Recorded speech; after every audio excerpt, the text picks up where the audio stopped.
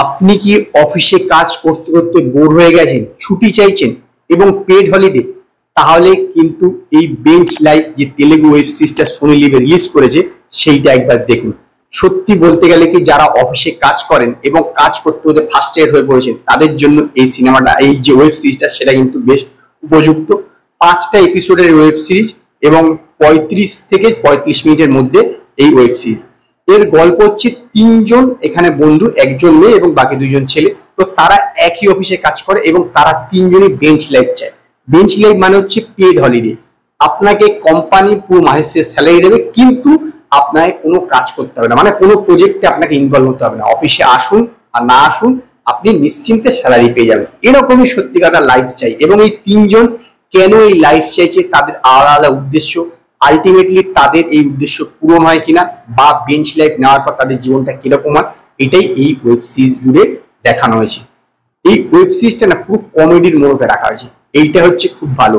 এবং শুরুটা যেভাবে হচ্ছে এবং তারপর যত ধীরে ধীরে এই ওয়েব সিরিজের মানে ভিতরে একের পর এক এপিসোড যাচ্ছে, তত কিন্তু বিষয়টা ইন্টারেস্টিং হয়ে গেছে আমার কাছে, অন্তত আমার বেশ ভালো লেগেছে। কারণ এই বেঞ্চ লাইফের চক্করে তাদেরকে কি করতে হচ্ছে, এবং বেঞ্চ লাইফ হওয়ার পরে একটা সময় যখন এসে যাবে যে কোম্পানি থেকে বসিয়ে দিচ্ছে, কারণ তারা বসে থাকছে, মানে বসিয়ে দিচ্ছে মানে চাকরি থেকে ব্যাক করে দিচ্ছে, তখন তারা কিন্তু এই উপলব্ধি করতে পারছে যে বেঞ্চ লাইফটা তাদের পক্ষে কতটা ক্ষতিকারক হয়ে গেছে। এবং খুব ভালোভাবে এখানে কোম্পানির বা একটা মাল্টিন্যাশনাল কোম্পানিতে যেরকম হয়ে থাকে সেই সব জিনিসগুলো বেশ ভালোভাবে খুব মানে তুলে ধরা হয়েছে।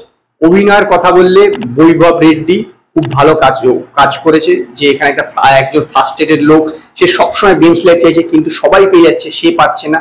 এবং সে একটি মেয়েকে প্রেম করে 9 বছর ধরে, সে দাঁড়িয়ে তাকে সে প্রপোজও করতে পারেনি। তো তার যে ফার্স্টেশন এবং তার যে এই একটা হিন্দুমমতা, সেটা খুব ভালোভাবে ফুটিয়ে তুলেছে। ঋত্বিকা শর্মা খুব ভালো কাজ করেছে। সে অ্যাসিস্ট্যান্ট ডাইরেক্টর হতে যায়, কিন্তু এই কাজটাও তাকে করতে বাধ্য হচ্ছে, নাহলে তাকে তার মা বিয়ে দিয়ে দেবে। তো সবকিছু মিলিয়ে এটি একটি বেশ ওয়াচেবল মুভি। যারা অফিস থেকে আসছেন, অফিসে বেশ ক্লান্ত হয়ে পড়ছেন, তারপরে এই সিনেমা, এই ওয়েব সিরিজটা দেখলে আপনারা কিন্তু বেশ রিফ্রেশমেন্ট লাগবে। কারণ আপনি নিজেকে এর সঙ্গে রিলেট করতে পারবেন, যারা অফিসে কাজ করে না তারা এর সঙ্গে এই ওয়েব সিরিজটার সঙ্গে রিলেট করতে পারে। এবং পুরোটাই মজাদার এবং বেশ সিচুয়েশনাল কমেডি আছে। ডায়লগ গুলো বেশ ভালো, কোনো গালিগালাজ নেই। অভিনয় বেশ ভালো, খুব বেশ ভালো লোকেশনে শুট করা হয়েছে। হ্যাঁ, অফিসের মধ্যে একটা মাল্টিন্যাশনাল কোম্পানি দেখানো হয়েছে, তো সাইডে অফিসের মধ্যে যাবতীয় বেশ কিছু বাইরের সিনও আছে, কিন্তু বেশি জিনিসটা অফিসের মধ্যে। কিন্তু তথাপি কিন্তু আপনার বোর লাগবে না, মনে হয় না অফিসের মধ্যেই চলছে। হ্যাঁ, কিছু কিছু জায়গায় হয়তো একটু ল্যাক হয়েছে ওয়েব সিরিজ এর কিছু কিছু জায়গাতে, কিন্তু ওভারঅল নো ডাউট এটি watchable web series, no doubt. এবং সেই কারণেই আমি বেঞ্চ লাইফ ওয়েব সিরিজটাকে 5-এর মধ্যে 3টে স্টার দেবো। যদি আপনারা সোনি লিভে এই ওয়েব সিরিজটা দেখে থাকেন তো আপনারা আমার কমেন্টে জানাবেন আপনাদের ওয়েব সিরিজটা কিরকম লেগেছে। যদি আপনাদের এই ভিডিওটি পছন্দ হয়, ভিডিওটিকে লাইক করুন, কমেন্ট করুন, শেয়ার করুন। আর নতুন নতুন আপডেটের জন্য আমার চ্যানেলকে সাবস্ক্রাইব করুন।